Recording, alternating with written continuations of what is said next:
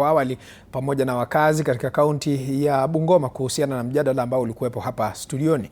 Wengineko ni kwamba polisi katika eneo la Ongata Rongai katika kaunti ya Kajiado wanatuhumiwa kushirikiana na magenge ya walanguzi wa ardhi kuwanyang'anya wamiliki halali mashamba yao.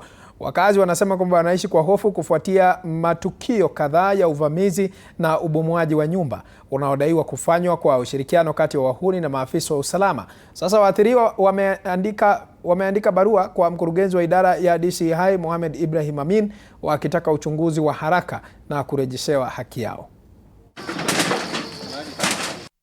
Hapa sasa mimi najua hapa area hii wamefanya makosa sana.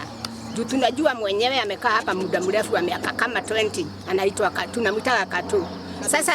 Sasa kuja kubomolea mtu na ako na watoto. Wamedhulumu mpaka watoto. Sasa watoto walikuwa wanaishi hapa kwao na nyumba imebomolewa. Sasa hata hawana kwa kuishi, wanaomba kwa kuishi.